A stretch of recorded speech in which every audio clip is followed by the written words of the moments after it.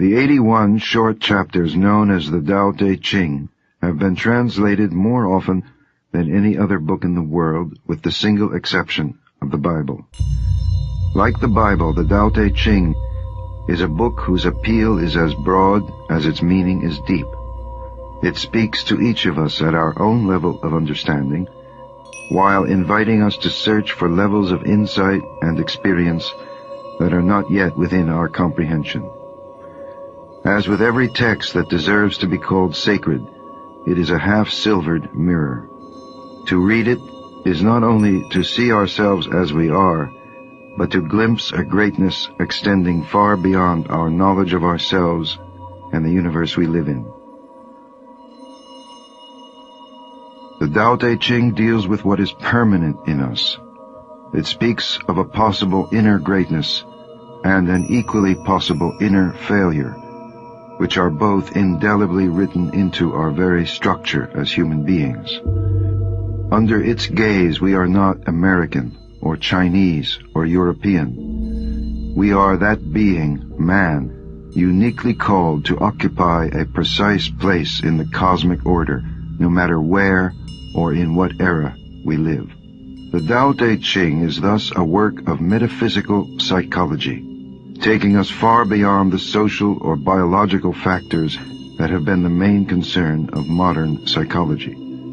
It helps us to see how the fundamental forces of the cosmos itself are mirrored in our own individual inner structure.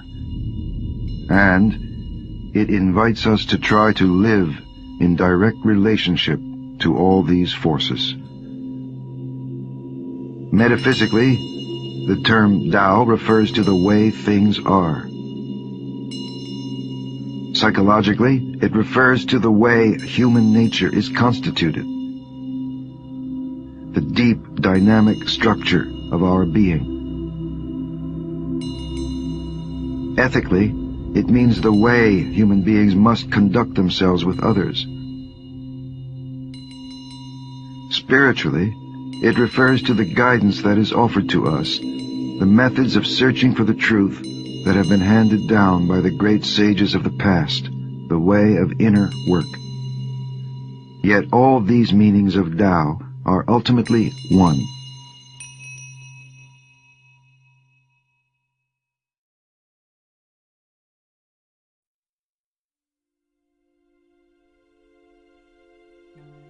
Something mysteriously formed, born before heaven and earth, in the silence and the void, standing alone and unchanging, ever present and in motion.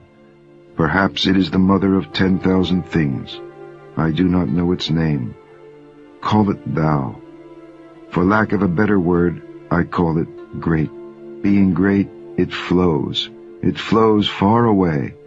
Having gone far, it returns.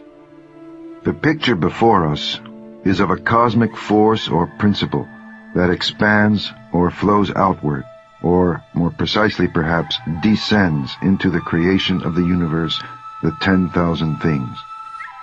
Together with this, we are told of a force or movement of return. All of creation returns to the source, but the initial coming into being of creation is to be understood as a receiving of that which flows downward and outward from the center. Every created entity ultimately is what it is and does what it does owing to its specific reception of the energy radiating from the ultimate formless reality. This movement from the nameless source to the 10,000 things is death. And the unique being, man, called here the King, is created to receive this force consciously and is called to allow his actions to manifest that force. The ego, our ordinary initiator of action, is an ephemeral construction which is formed by factors operating far beneath the level of the source, and which, in the unenlightened state of awareness, represents a kind of blockage or impediment to the interplay of fundamental cosmic forces. In other words, Because of our identification of ourselves with the ego, what we ordinarily call action or doing, in fact, cuts us off from the complete reception of conscious energy in our bodies and actions. In the ancient traditions of the West, this idea has been known as the doctrine of man as microcosm. In Christian and Jewish mysticism, in the philosophy of Plato and the Hermetic tradition, in Islamic esotericism, we find this idea pouring forth in an endless symphony of symbolic forms and profoundly articulated ideas. In the Tao Te Ching, it is offered to us as a whisper.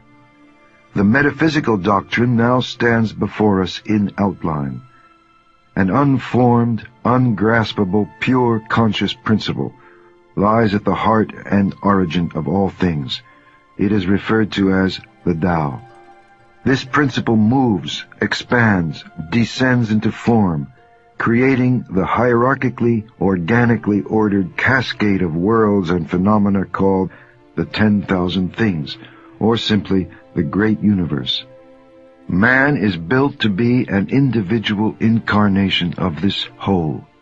His good, his happiness, the very meaning of his life, is to live in correspondence and relationship to the whole, to be and act precisely as the universe itself is and moves. The secret of living, according to the Tao Te Ching, is to open within ourselves to the great flow of fundamental forces that constitute the ultimate nature of the universe, both the movement that descends from the source and the movement of return. Thus, Lao Tzu writes, "Empty yourself of everything. Let the mind become still. The 10,000 things rise and fall while the self watches their return. They grow and flourish and then return to the source. Returning to the source is stillness, which is the way of nature."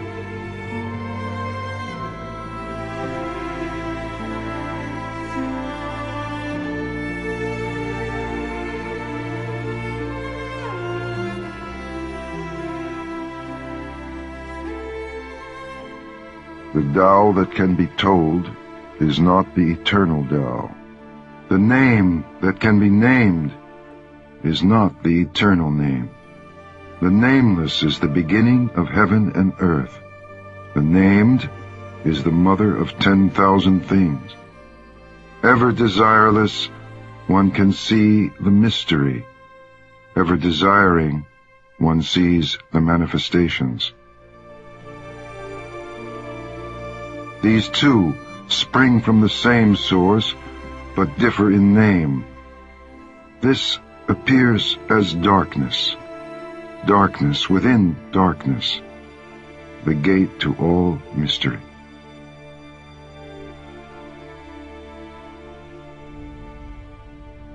The Tao is an empty vessel. It is used, but never filled.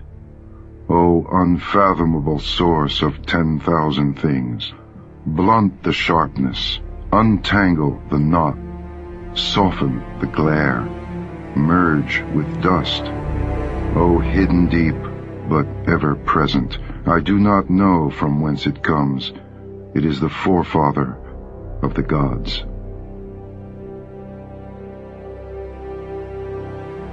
Carrying body and soul, and embracing the one, can you avoid separation? Attending fully and becoming supple, can you be as a newborn babe? Surrender yourself humbly, then you can be trusted to care for all things. Love the world as your own self, then you can truly care for all things. Empty yourself of everything. Let the mind become still. The 10,000 things rise and fall while the self watches their return. They grow and flourish and then return to the source. Returning to the source is stillness, which is the way of nature. The way of nature is unchanging. Knowing constancy is insight. Not knowing constancy leads to disaster. Knowing constancy, the mind is open. With an open mind, you will be open-hearted.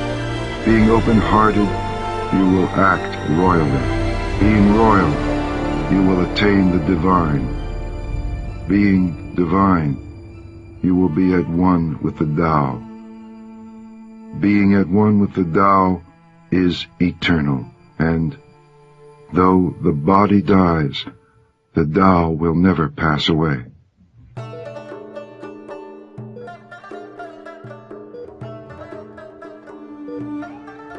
The very highest is barely known. Then comes that which people know and love, then that which is feared, then that which is despised. Who does not trust enough will not be trusted. Give up sainthood. Renounce wisdom, and it will be 100 times better for everyone. Give up kindness. Renounce morality, and men will rediscover filial piety and love. Yield and overcome. Bend and be straight. Empty and be full. Wear out and be new. Have little and gain. Have much and be confused.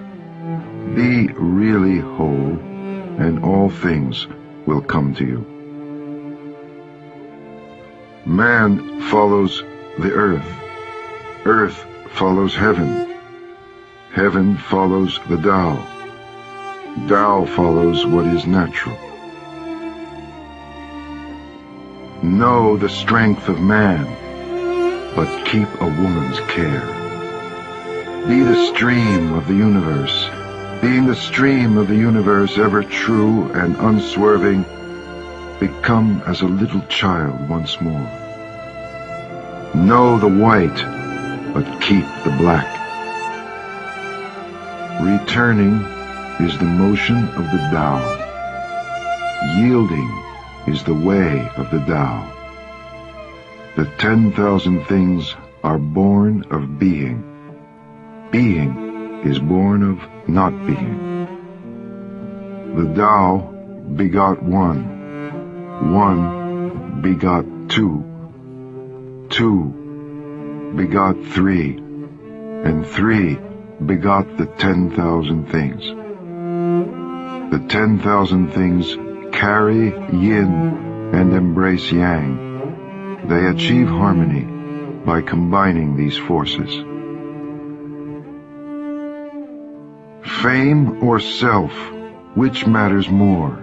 Self or wealth, which is more precious? Gain or loss, which is more painful? He who is attached to things will suffer much. He who saves will suffer heavy loss. He who knows when to stop does not find himself in trouble. He will stay forever safe. Hunab Ku Productions.